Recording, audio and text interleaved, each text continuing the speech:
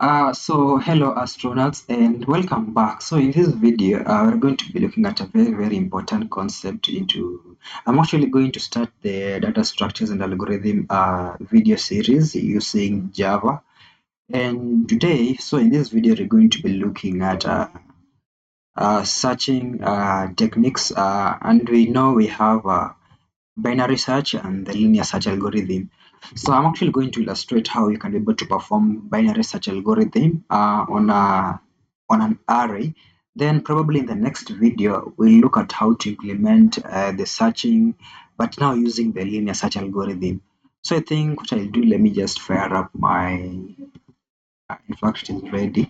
Let me close this project and then maybe I can try to open a new one, or I can create a new project. Yes, then I can call this one DSA to denote data structures and algorithm. So I'm just going to create this project right away, and I'm using Maven to build the project. Okay, so I'm just going to close these ones here. Then inside this main class, what I'll do, I think I'll rename this one to be binary search. Let me rename it to be voice refactor. Factor, yes, full name.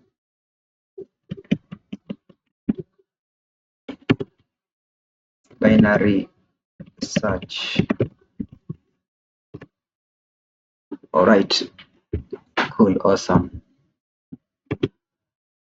So what I'm going to do, I'm going to write a method outside the main method here. Then what this method is going to do is actually going to now perform the binary search. And okay, first what you need to know before you try to implement a binary search, for example, you're having an array of numbers. You need to make sure that the given array is sorted, because you cannot perform a binary search algorithm on an array which is not sorted, because actually what we'll be doing, the binary search works in this manner. um,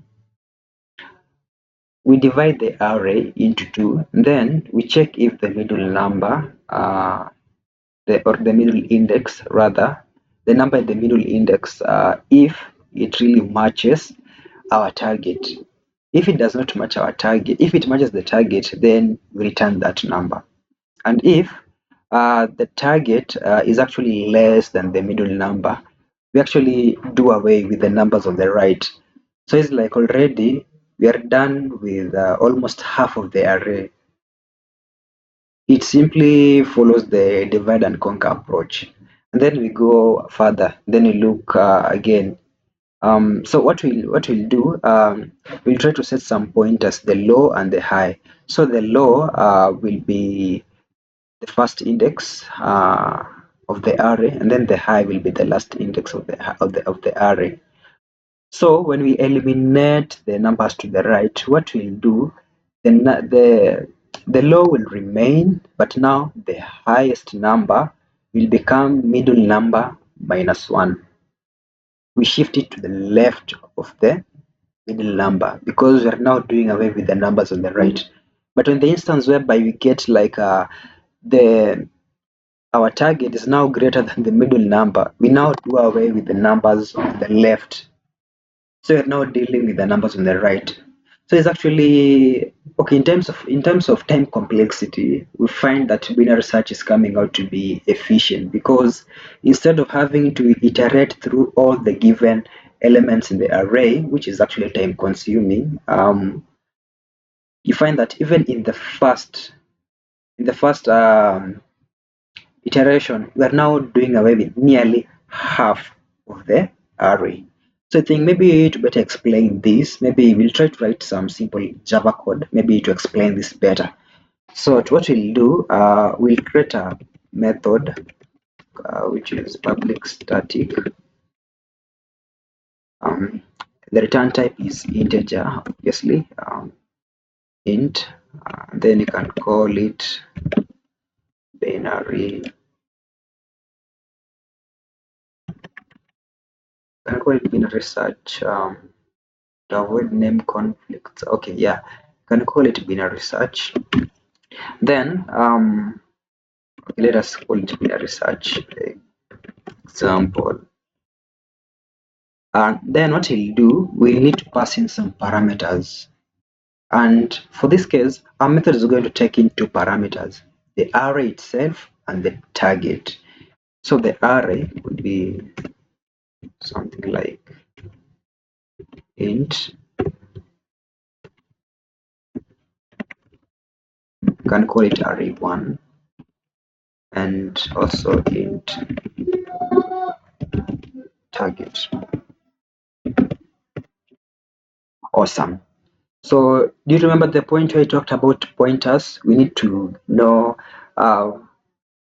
the first index, the first element, which has the first element and the last element. And to know that, we do like something like, okay, the first element could be, or the first index could be low,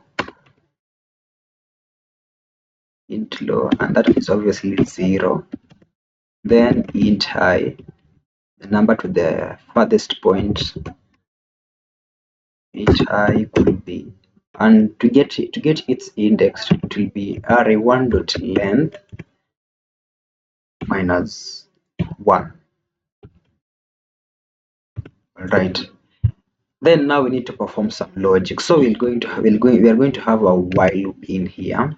So while low is less than or equal to high, this is what we can do. Let us try to get the middle, actually the index number in the middle. So what we can do, we can say something like okay, before we go into that, maybe you can come and define maybe the middle position, the index of the middle position. The index of the middle position could be something like low plus high divided by 2. Make some type over here. Then to get now that specific, okay, let me put some comment. This one helps to get the index in the middle position. Then now we need to get now that middle number, and this one we can get it through the help of the middle position, through the help of the index in the middle position. So the middle number could be the array1 of middle position. I hope it makes sense.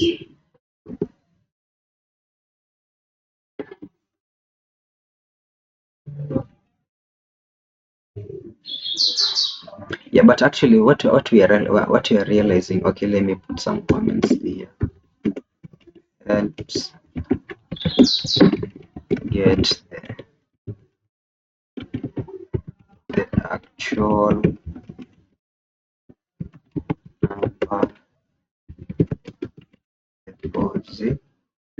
position, but this one actually needs to fall in here inside the while loop. So we'll cut, then we can paste it in here, then we perform some logic. So if we want to check if our target, if the target is equal to the middle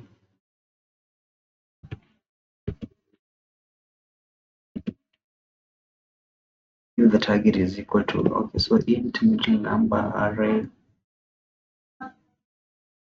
all right.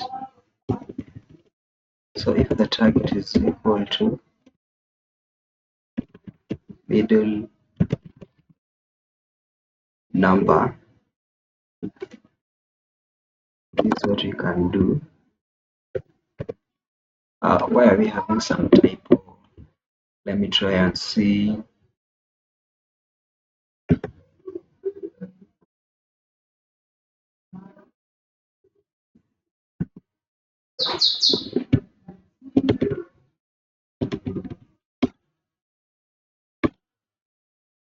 Maybe you're supposed to have it inside. So if our target is equal to the middle number. Yeah.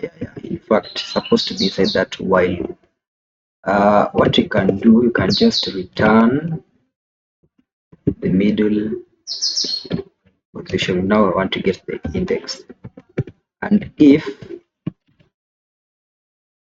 our target is less than the middle number, what you want to do, if it's less than the middle number, then we need to do away with the numbers on the right. So our high will change, obviously. So our high will be middle position minus 1. Else, now if our target is now greater than middle number, then that means our low will be the middle position plus 1. So low will be middle position plus 1. Alright, so I think that's the logic. And suppose now maybe we don't have that number in the array, we need to also handle that. So that one will go outside the loop. So we can say something like the number you looking for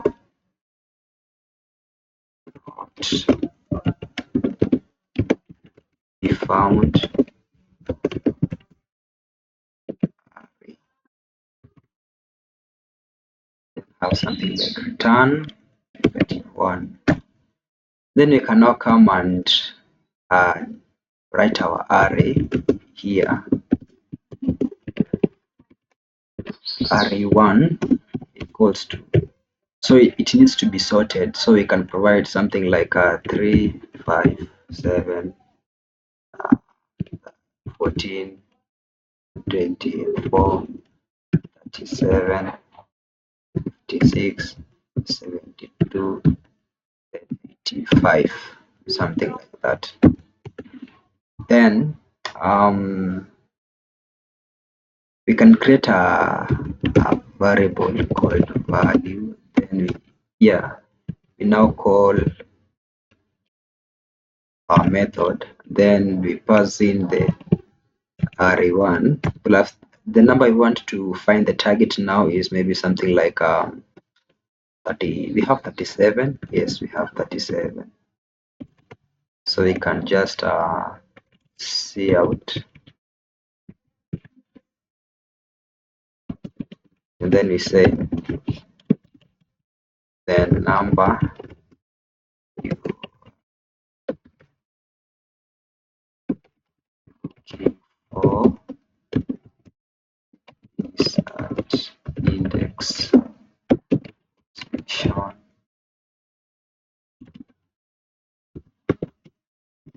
plus value. So let us try to compile this code.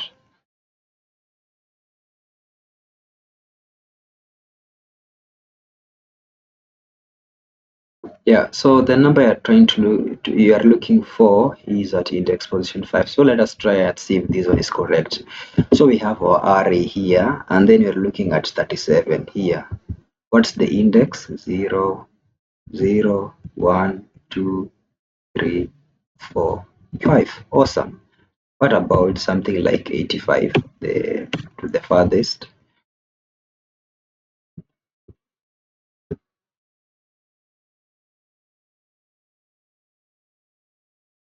Awesome. We are having 8. Let us confirm.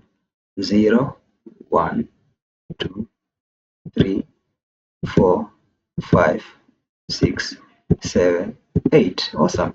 Let us try to provide a number which is not there, like 100.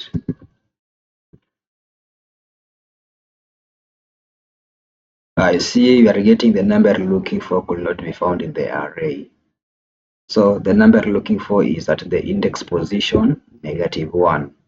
So that's how a binary search works. So I've also written an article about the same, which can get in the description below. And yeah, so in essence, that's how the binary search algorithm works. So in our next video, we are going to be looking at also another type of an algorithm, a searching algorithm called the linear search. So thank you so much for sticking towards the end of the video, and I hope to see you in the next one.